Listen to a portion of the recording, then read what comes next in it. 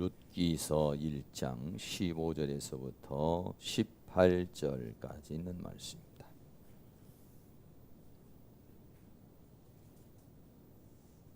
다 같이 함께 찾으셔서 오늘은 성경을 같이 봉독하도록 하겠습니다. 함께 읽도록 하겠습니다. 나오미가 또 가로되 보라 내 동서는 그 백성과 그 신에게로 돌아가나니 너도 동서를 따라 돌아가라. 룻이 가로되 나로 어머니를 떠나며 어머니를 따르지 말고 돌아가라. 관건하지 마옵소서. 어머니께서 가시는 곳에 나도 가고 어머니께서 유숙하시는 곳에서 나도 유숙하겠나이다. 어머니의 백성이 나의 백성이 되고 어머니의 하나님이 나의 하나님이 되시리니 어머니께서 죽으시는 곳에서 나도 죽어 거기 장사될 것이라. 만일 내가 죽는 일 외에 어머니와 떠나면 여호와께서 내게 벌을 내리시고 더 내리시기를 원하나이다. 나오미가 룻의 자기와 함께 가기로 굳게 결심함을 보고 그에게 말하기를 그치니라. 아멘. 하나님의 은혜가 이 시간 여러분에게 함께하기를 주의 이름으로 축원합니다. 오늘은 어버이 주일을 우리가 맞이하면서 먼저 어머니 마음을 좀 한번 느껴보기를 원하는 마음으로 나실제 괴로움 다해 주시고 한번 노래를 한번 부르고 말씀을 듣도록 이렇게 하겠어요. 부모님들 한번 생각하시면서 잘 이쁘게 잘 해보시기 바랍니다. 할렐루야. 엄마, 아버지 다정한 이름이죠. 눈을 감고 이렇게 우리가 불러보면은 느낌이 다 다를 수 있어요. 어떤 사람은 좋은 느낌, 감사의 느낌이 오는 분도 있고, 또 어떤 분은 나쁜 느낌이나 아쉽고 또는 어떤 분노의 느낌이 올 수도 있습니다. 또 어떤 분은 무덤덤하게 무덤덤한 그런 느낌이 올 수도 있겠어요. 그것은 우리가 과거에 부모님과 함께했던 그런 시절의 관계가 되어져서 우리에게 느낌을 갖게 되는 것이다라고 이렇게 말할 수 있습니다. 엄마를 부르고 아버지를 부를 때에 좋은 느낌이 오는 사람은 좋습니다. 그런 사람은요 사회에 나가서 인간관계를 맺어도 좋은 관계를 맺습니다. 하나님과의 관계도 좋은 관계를 맺고 남편과의 관계, 아내와의 관계도 원만한 관계를 맺을 수가 있어요. 근데 아버지와의 관계가 좀 좋지 않은 사람은 사회에 나가서 직장 생활에 이런 생활하는데 좀 어려움이 있을 수 있습니다. 또 엄마와의 관계가 좀 잘 안 돼 있는 사람도 이런 인간관계에 어려움이 있을 수 있어요.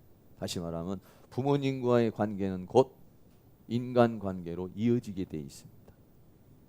부부관계로 이어지게 돼 있어요. 그렇기 때문에 이 부모님과의 관계가 우리에게 매우 중요하다 이렇게 말할 수가 있겠습니다. 부모와 자녀와의 관계는요 아주 귀중한 관계인데, 첫째는 부모가 자녀에게 어떻게 해야 되는가는 지난주에 우리가 어린이 주일을 맞이하면서 말씀을 드린 것 같이 에베소 6장 4절에 말한 같이 아비들아 너희 자녀를 노엽게 하지 말아라. 노엽게 한다는 건 분노를 주는 겁니다.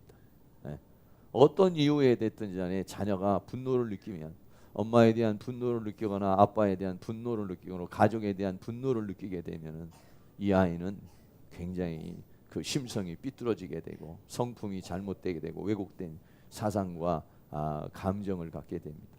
그러므로 여러분이 회초리를 들어도 또는 아니면 따끔하게 혼을 내더라도 그 자녀의 마음에 분노를 심어주는 회초리를 들어서는 안 돼요.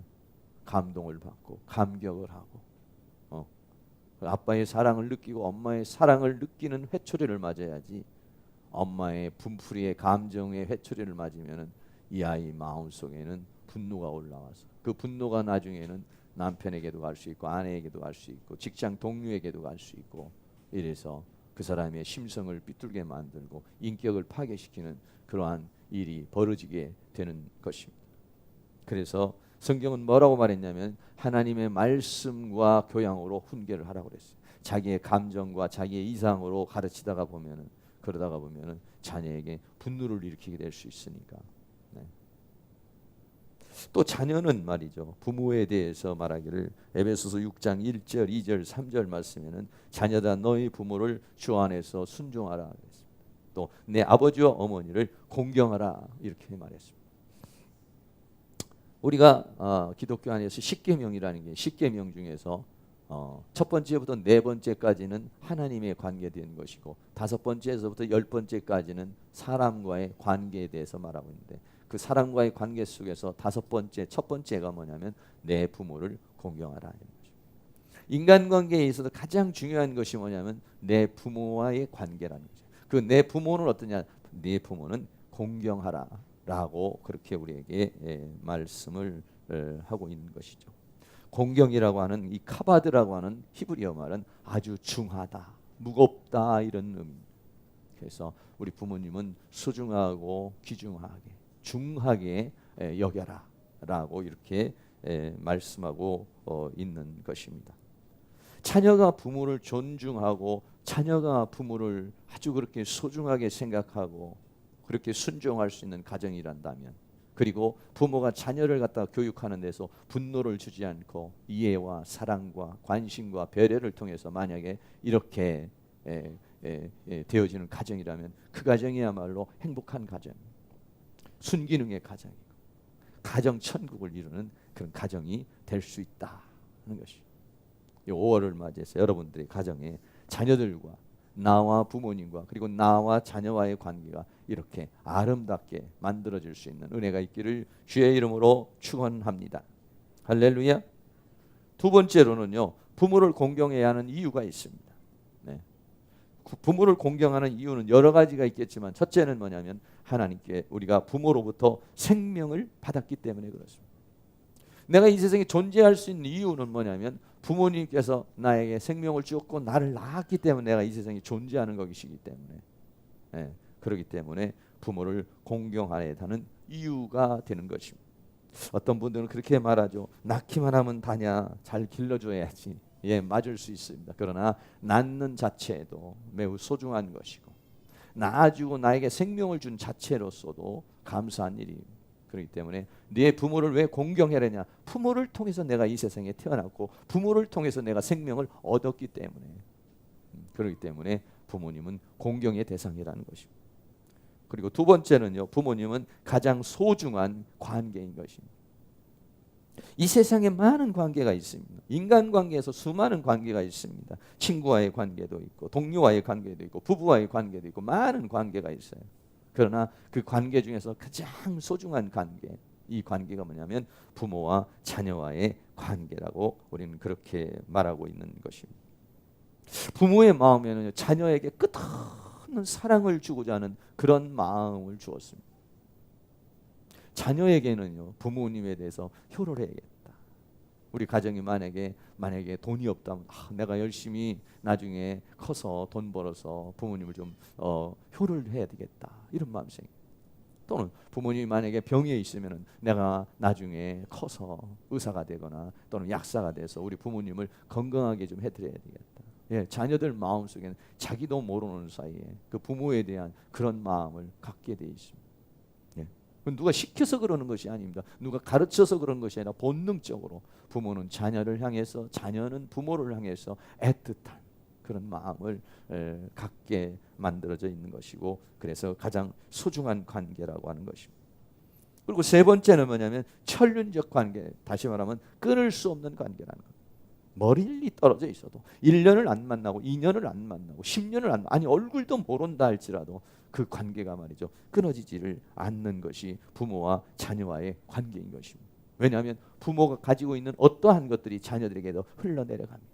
자녀가 가지고 있는 어떠한 것들이 부모에게 또 연결되어지는 신비한 그런 역사가 있는 거 우리는 생각할 수 있습니다. 가끔 가다가 부모님이 잠을 자다가 꿈자리가 이상해. 자녀가 걱정이 돼서 전화를 해보면 그 자녀에게 문제가 일어나는 경우 있습니다. 또는 자녀들이 자다가 또는 어떤 날 갑자기 엄마가 보고 싶고 아버지가 보고 싶어서 또 전화를 해보면 거기에 뭔가의 그런 교통, 마음의 교통, 영의 교통이 일어나는 것들을 우리가 생각해 볼 수가 있게 되는 것이죠. 부모가 빚을 지면 자녀가 또 갚아야 되고요. 자녀가 사고를 내면은 부모가 모른 채 할 수 없는 것입니다. 그래서 그런 말이 있습니다. 결혼식을 할 때는 부모님의 손님이 오고 장례식을 할 때는 자식의 자녀의 손님이 온다. 내가 아직 다 잘하지 못해서 결혼식을 했을 때는 거기 오는 손님이 다 엄마, 아빠, 부모님의 손님들. 물론 자기 손님도 있지만 대체적으로 그렇습니다. 그러나 부모님이 돌아가시고 장례를 치르게 될 때는 부모님의 손님보다는 나의 손님, 자녀의 손님이 온다는 것이죠. 결혼할 때는 부모의 도움을 받고 그리고 장례를 치를 때는 자녀의 도움을 받고 이래서 이 부모와 자녀와의 관계는 이렇게 소중한 관계라고 이렇게 말하고 끊을래야 끊을 수 없는 그런 관계라고 하는 것을 우리는 말이죠. 부모님들이 아주 격했을 때 그러죠. 아니 이놈 자식 호적에 파버리겠다. 자녀들도 그러죠. 아주 격했을 때 그러죠. 나는 그냥 우리 가문에서 빼달라고. 과거에는 뭐 그런 이야기들도 하게 된 거 우리가 생각할 수가 있습니다. 또 부모를 공경해야 되는 네 번째는 뭐냐면 부모를 공경할 때 축복을 받기 때문에 그렇습니다. 오늘 에베소 6장 3절에서는 이는 내가 잘 되고 땅에서 장수하리라 이렇게 말했어요. 출애굽기 20장 12절은 내 부모를 공경하라 그리하면 너의 하나님 나 여호와가 내게 준 땅에서 내 생명이 길리라 그랬어요. 다른 데도 많은 축복의 말씀이 있지만 여기에서 두 가지를 말하는데 네가 잘 될 것이다 그랬어요. 또 네가 장수할 것이다. 여러분 오래 살아도 잘 되면서 오래 살아야지 못 되면서 오래 살면 힘들잖아요. 근데 부모를 공경하면 잘 되면서 장수한다. 여러분들이 그런 축복을 받을 수 있기를 주의 이름으로 축원합니다. 할렐루야. 혹시 5월 달에 부모님과의 관계가 여러분들이 좋지 않은 관계가 있다면 그 관계를 다 회복할 수 있는 그런 은혜가 있기를 축복합니다. 부모님과의 관계가 잘 회복이 되면 이 사람은요 인간관계, 부부와의 관계 또는 사람들과의 관계도 이것이 말이죠 새로워지게 된다는 거 여러분 생각을 하셔야 되는 것입니다. 그렇기 때문에 부모님과의 관계가 회복되어지는 것은 얼마나 중요한 것인지 모릅니다. 세 번째는 사탄의 역사가 있습니다.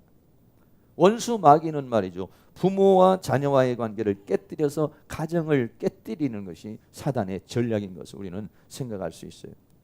다시 말하면 성경이 말하는 정반대의 현상을 부모에게 갖게 하고 자녀에게 갖게 하는 것을 생각할 수 있습니다. 다시 말하면 부모는 자녀를 기르되 노엽게 하지 말아야 하는데 부모가 자녀에게 상처를 주고 분노를 줍니다. 분노를 주고 슬픔을 주고 두려움을 주고 거절감을 주고 폭력을 주고 폭언을 주고 방치하고 무관심을 하고 그래서 자녀의 가슴에 부모에 대한 이 섭섭한 마음, 억울한 마음, 분노의 마음 이런 것들을 갖게 하는 건 뭐냐면 사단이라는 존재가 그렇게 합니다. 때로는 아버지의 사업을 망하게 만들어버리고 때로는 엄마가 병들게 만들어버리고 가정의 여러 가지 그런 사건을 통해서 어떻게 하냐면 자녀가 상처를 받아요. 어려움을 겪게 만들어요. 또 하나는 자녀는 말이죠 부모에 대해서 공경의 마음을 가져야 되는데 자녀는 부모에 대해서 분노의 마음을 가지고 있어요. 원한의 마음을 가지고 섭섭한 마음을 가지고 있어요. 꿍하는 마음을 가지고 있어요. 그것이 뭐냐면 사단이 부모와 자녀와의 이간질을 시켜서 가정을 파탄내버리고 깨뜨리고 우리가 축복된 삶을 살지 못하도록 하게 하려는 사단의 역사가 거기에 숨어 있는 것입니다. 엄마하고 대화가 잘 안 되는 사람은 사람과의 대화도 잘 안 합니다.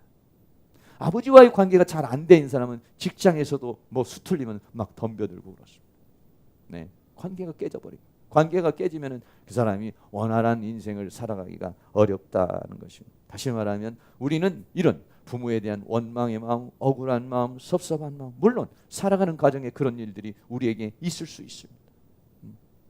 그러나 그 배후에는 원수 마귀가 도사리고 있어요. 그래서 우리들 마음속에 그런 섭섭한 마음, 억울한 마음, 이런 마음을 갖게 만들고, 부모는 자녀가 미운 마음, 아주 독한 마음을 이렇게 갖게 돼서 부모와 자녀와의 관계가 끊어져 버리게 만드는 것입니다. 때로는 부모님이 돌아가시는 경우도 있습니다. 그래서 단절시켜버리는 경우도 있습니다. 네.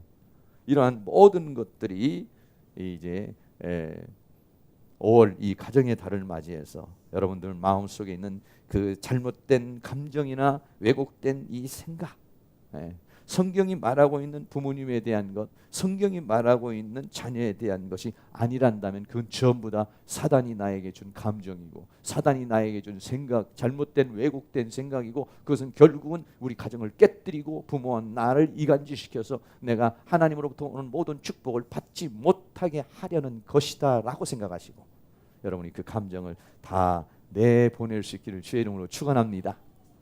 할렐루야.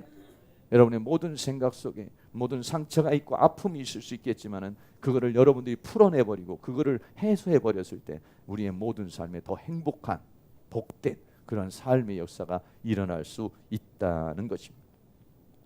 오늘 성경 룻기서에서는 이 며느리 룻에 대한 이야기가 나오고 있어요. 아주 아름다운 이야기입니다. 시어머니 나오미와 며느리 룻이라고 하는 이 사람, 두 여인의 그런 삶을 우리에게 보여주는 것이 룻기서라고 하는 그런 것입니다. 여기에 보면 나오미와 룻이 나옵니다. 나오미는 시어머니이고 룻은 며느리입니다. 한 가정이 있었습니다. 이 가정이 오손도손 살고 있는데 이 지역에 흉년이 들었습니다. 흉년이 들으니까 어떻게 먹고 살 길이 없어서 가족이 의논하고 두 부부가 의논한 곁에 여기 있어서 우리 전부 다 문제가 생기겠다. 우리가 모압이라는 지역에는 지금 양식이 풍족하다 그러니까 모압이라는 지역으로 좀 피신을 가자. 이렇게 결론을 내리고 그래서 전부 짐을 정리하고 모압이라는 땅으로 갔습니다. 모압이라는 곳에 가가지고 이제 살림을 정리하고 거기서 안정을 찾으면서 살고 있는데 갑자기 남편 엘리멜렉이 죽음을 당하고 말았습니다. 지금도 마찬가지지만 과거에는 남자가 죽음을 당하게 되면은요, 여성들이 할 수 있는 일이 많지 않았고 먹고 살 길이 막막한 시절이 그 시절이기 때문에 말이죠. 어려움이 닥치게 됐습니다.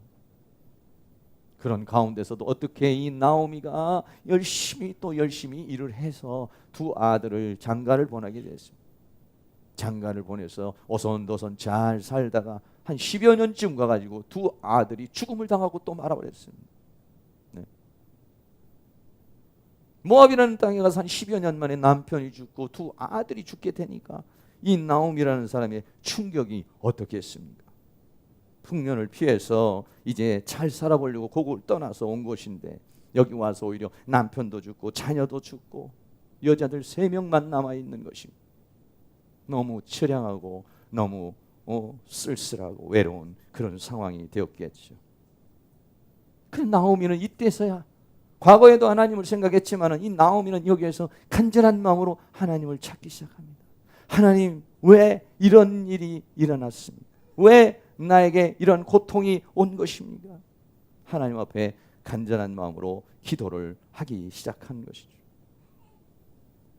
요즘에도 세월호 때문에 많은 사람이 고통을 당하고 있는 것은 생각할 수 있습니다. 사람들이 살다가 큰 고통을 당하면 심리의 단계가 한 5단계, 6단계로 이렇게 진행이 됩니다. 처음에는 충격을 받습니다. 자녀가 죽는다. 아니면 사업이 망한다. 아니면 내가 무슨 암이다. 이거 아주 굉장히 충격적인 것입니다. 그런데 사람은 말이죠, 하나님께서 만들어 놓기를 충격을 받으면 순간적으로 마비가 되도록 돼 있어요. 생각이 마비가 되고 감정이 마비가 되버려요. 왜? 너무 충격을 받아가지고 이 사람이 졸도할 수 있고 쓰러질 수 있기 때문에 순간적으로 신경이나 이런 근육을 마비를 시켜버려요. 멍해지는 것입니다. 두 번째는요, 부인하고 부정하는 단계입니다. 그거는 뭐냐면 아니야, 이건 사실이 아닐 것이야. 내 세월호 안에 내 아들은 살아있을 것이야. 분명히 있을 거야. 현실을 부정하고 싶은 겁니다. 아니야, 나는 아니야. 나는 지금 아프지 않아. 나는 이게 암이 아니야. 나는 이거 부도가 난 게 아니야. 나는 지금 어려운 게 아니야. 막 현실을 부정하고 도피해버리는 그런 단계가 두 번째 단계. 세 번째 단계는 분노로 오는 것입니다. 왜 나에게 이런 일이 일어났어? 왜 내 가정에, 왜 내 자녀에게, 내에게 왜 이런 슬픔이 왔느냐? 막 분노가 폭발 올라오기 시작합니다. 하나님에 대해서 원망도 합니다. 어떤 상대에 대해서 분노를 합니다. 왜 나에게 이런 일이 벌어질 수 있느냐? 분노가 어느 정도 가라앉으면 네 번째 단계는 흥정의 단계라고 말합니다. 흥정의 단계는 뭐냐면 제발 살려만 주신다면 내가 하나님을 위해서 뭔가 하겠습니다. 정말 어떻게 좀 해준다면 내가 뭔가 하겠습니다. 이런 흥정의 단계, 해결해 주기만 한다면 어떻게 해보겠습니다. 이게 인간의 심리의 단계인 것입니다. 그러다가 다섯 번째 가서는 우울의 단계로 가는 것입니다. 우울의 단계는 뭐냐면 현실을 직시하는 겁니다. 이게 꿈이 아니라 사실이구나. 이게 정말 나에게 닥친 일이구나. 이것이 정말 나의 현실이구나. 이제 이 사람이 현실로 받아들이기까지는 이런 몇 가지의 단계가 거쳐가는 것입니다. 현실을 생각하니 너무 슬퍼, 너무 힘들어, 너무 괴로워. 어떻게 했으면 좋겠나. 슬퍼합니다, 낙심합니다, 좌절합니다. 그래서 어떤 사람은 극단의 선택을 하기도 하고, 어떤 사람은 그걸 잘 이겨나가기도 하는 것입니다. 여섯 번째는 수용의 단계인 것입니다. 수용의 단계라는 것은 이것은 내가 피할 수 없는 지금의 현실이구나. 그럼 나는 이것을 받아들이고 이걸 나는 극복해 가야 되는 거구나. 이렇게 생각하는 단계인 것입니다. 어떻게 보면은 지금 우리들의 이 세월호의 사건이 이렇게 지나가면서 지금은 어떤 이런 수용의 단계에 다다르지 않았을까 이렇게 생각을 하게 되는 것입니다. 나오미도 역시 마찬가지입니다. 남편이 죽고 자녀들이 죽음을 당했을 때 이게 현실인지 부정하고 싶었습니다. 하나님께도 분노도 했습니다. 또 하나님께 어떻게 좀 살려달라고도 했습니다. 정말 낙심도 되고 좌절도 했습니다. 그러나 이제 이 나오미라는 사람은 하나님 앞에 나가 기도를 했습니다. 하나님, 왜 나에게? 그 전까지는 하나님 앞에 진실한 마음으로 간절한 마음으로 나오지 않았습니다. 그러나 나오미는 이제 이 모든 역사에, 이 지금 자신에게 되어진 이 모든 사건의 모든 것은 이 세상을 창조하시고 이 세상을 주관하시는 하나님께 해답이 있다는 사실을 나오미는 생각하고 하나님 앞에 왜 나에게 이런 일이 일어났는지에 대해서 하나님 앞에 기도를 하게 된 것입니다. 그러면서 나오미는 자기의 인생에 대해서 스스로가 이렇게 해석을 하고 또 결정을 하게 된 것입니다. 여러분도 마찬가지가 되겠습니다. 저도 마찬가지가 되겠습니다. 우리는 어떤 현실이 오고 어떤 문제가 왔을 때 내 나름대로 이리 치고 저리 치고 하다가 안 되면 하나님 앞에 나가 하나님 왜 이런 일이 일어났습니까? 어떻게 해야 됩니까? 우리는 그렇게 하나님 앞에 나오게 되는 것이죠. 나오미는 이렇게 말했어요. 룻기서 1장 13절에 여호와의 손이 나를 치셨으므로 나는 너희로 인하여 마음이 아프다 이랬어요. 다시 말하면 이 지금 되어진 사건은 하나님이 나를 치신 것이라고 나오미는 그렇게 해석을 한 것입니다. 이 해석이 정확할 수도 있고 아니면 잘못된 해석일 수도 있습니다. 나오미는 그렇게 하나님과의 관계를 가지면서 그렇게 생각한 게 된 것입니다. 내가 비록 흉년이 들었을지라도 베들레헴을 떠나지 말고 유대 땅을 떠나지 말고 하나님을 떠나지 말아야 되는데 내가 하나님을 떠나버리고 믿음을 떠나버렸기 때문에 오늘 나에게 이런 일이 벌어진 것이라고 나오미는 결론을 지은 것입니다. 그리고 결단을 했습니다. 어떻게 결단했습니까? 지금이라도 하나님께 돌아가야 되겠다. 지금이라도 고국으로 돌아가야 되겠다. 이렇게 결론을 내린 것입니다. 다시 말하면 온 자신의 당면한 이 모든 문제를 수용하고 냉철하게 판단을 해서 결론을 내린 것입니다. 그래서 두 며느리에게 며느리를 불러다가 이야기를 합니다. 룻기서 1장 12절부터 말하기를 내 딸아 돌이켜 너희 길로 가라. 나는 늙었으니 남편을 두지 못할지라. 가령 내가 소망이 있다고 말하든지 오늘 밤에 남편을 두어서 아들을 생산한다 하자면서 얘기를 합니다. 다시 말하면 나는 이제 너무 늙었다. 그리고 나에게 무슨 소망이 있겠느냐. 나에게 남편도 없고 내가 이 나이가 돼서 어떻게 또 남편을 얻을 수 있고 또 자녀를 얻을 수 있겠느냐. 그러니 너희들은 이제는 나를 떠나서 너희의 살 길을 찾아서 가라고 나는 이제는 여호와께서 나를 치셨기 때문에 나는 고국으로 돌아가서 하나님 앞에 회개하고 하나님 앞에 치유를 받고 하나님께 가야 된다라고 그렇게 말을 한 것입니다. 다섯 번째는 오르바와 루치라고 하는 사람이 두 며느리인 것입니다. 큰 동서는 오르바요, 두 번째는 루치입니다. 큰 동서는 어머니가 그렇게 얘기하고 시어머니가 그렇게 얘기하는 세를 잘 들어보니까 매우 현실성 있는 이야기예요. 오르바는 아쉽지만 그러나 이제 어머니를 떠나서 자기의 인생을 찾아서 가게 됐습니다. 그런데 루치라고 하는 사람은 말하기를 어머니, 시어머니가 가는 곳에 나도 갈 것이고 시어머니가 섬기는 하나님 내가 섬길 것이고 시어머니가 가면 나도 가고 시어머니가 서면 나도 서고 내 모든 삶을 어머니와 함께 하겠습니다. 나는 어머니를 떠나지 않겠습니다. 나오미의 결단보다도 이 룻의 결단이 더 강했기 때문에 나오미는 그것을 받아들이게 됐습니다. 받아들이고 난 다음에 두 사람이 보따리를 싸서 고국으로 돌아갔습니다. 이때는 마침 돌아가니까 보리추수의 때였습니다. 예, 이제 흉년은 지나가고 이제 많은 곡식들이 이제 풍성해지는 그러한 시절을 맞이하게 된 것이죠. 여기에 와서 이 루치라고 하는 사람은 형식적으로 엄마를 따라온 게 아니었어요. 그냥 한번 해본 소리가 아니라 정말 진심으로 정성으로 나가서 이제 밭에 나가서 이삭을 줍기를 시작을 했어요. 이스라엘의 풍습은요, 이렇게 타작을 하면서도 이삭을 일부러 조금씩 떨어뜨려 놓습니다. 왜냐하면 나그네라든지 어려운 사람을 위해서 이삭을 떨어뜨려 놓고 그 이삭을 주워서 먹고 갈 수 있도록 다 가져가지 않게 돼 있어요. 그 이삭을 열심히 하루 종일 즐거워하죠. 그걸 가지고 와서 어머니를 공양하고 그랬습니다. 많은 사람들이 이제 그 나오미를 바라보았고 그 루치라고 하는 여인을 주목해 보았습니다.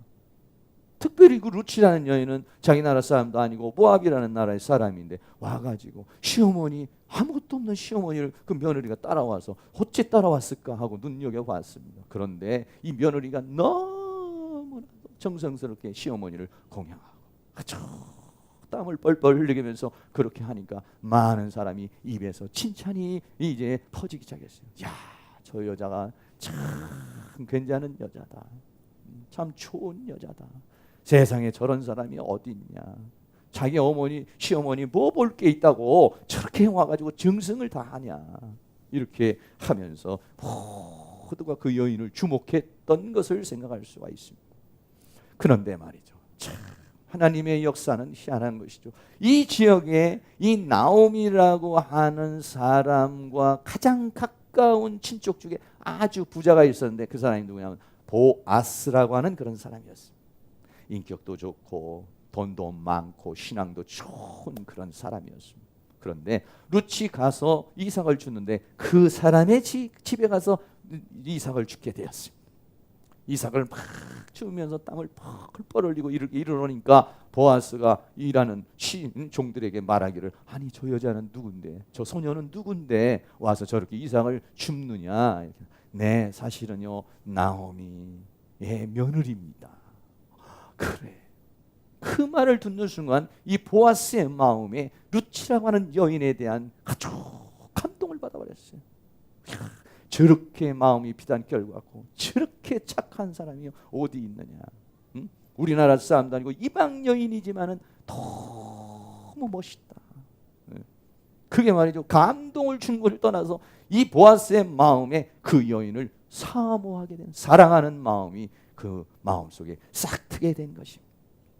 그런데 이 중간에 관계를 이어주는 사람이 누구였느냐면은 시어머니 나오미였습니다. 시어머니가 나오미가 보니까 이 보아스가 그 자기 며느리를 사랑하는 마음을 엿보았어요. 또 룻도 그 보아스에 대한 뭔가의 마음을 갖는 걸 보았어요. 그래서 이 시어머니가 그 며느리를 데려다가 어떻게 할 것을 잘 얘기를 해주면서 중간 역할을 해주면서 두 사람이 결혼할 수 있도록 성성하실 수 있도록 해주었습니다. 여러분 생각해 보세요. 보잘것없는 노인이고 보잘것없는 어머니지만 그 며느리가 가서 지극정성으로 그렇게 섬길 때 그 엄마가 그 나오미가 그 며느리 룻에 대해서 얼마나 간절한 마음으로 기도했겠습니까? 하나님, 우리 며느리의 길을 열어 주시옵소서. 사랑하는 내 딸의 길을 열어주시옵소서. 저 아이의 인생을 하나님 돌봐주시옵소서. 아마도 나오미는 눈물로 기도했을 것이라고 생각합니다. 하나님, 내가 잘못하고 내가 어리석어서 모압 땅에 가서 남편 잃고 자녀들을 잃었습니다. 이제는 나에게 하나 남은 며느리 있습니다. 하나님, 내가 회개합니다. 하나님, 나를 용서해 주시고 하나님, 우리 그 며느리 룻을 축복해 주옵소서. 보아스가 있는데 두 사람이 결혼하게 해주세요. 보아스의 마음을 열어주세요. 그리고 저 룻의 인생을 하나님께서 살펴주세요. 성경이 그렇게 말하고 있지 않지만은 그 모든 맥락을 보고 문맥을 봤을 때는 이렇게 나오미가 기도했을 것입니다. 네, 부모가 자녀를 위하여 기도하는 기도야말로 하늘 문을 여는 능력이 있습니다. 할렐루야. 하나님께서는 부모에게는 자녀에 대한 축복권을 줬습니다. 창세기에서도 보면은 야곱이 죽으면서 12아들을 축복하는데 축복한 그대로 이루어지는 것을 우리는 생각해 볼 수 있는 것이죠. 부모에게 축복권이 있습니다. 그렇기 때문에 성경은 너의 부모를 공경하라는 것입니다. 너의 부모를 앙심을 품고 너의 부모에서 반감을 가지면 부모가 너를 위하여 축복하지 않고 부모가 너를 위하여 간절한 마음을 갖지 않기 때문에 하나님으로부터 부모로부터 너에게 내려오는 축복을 받을 수 없기 때문에, 그렇기 때문에 너는 부모를 공경하라. 할렐루야. 예.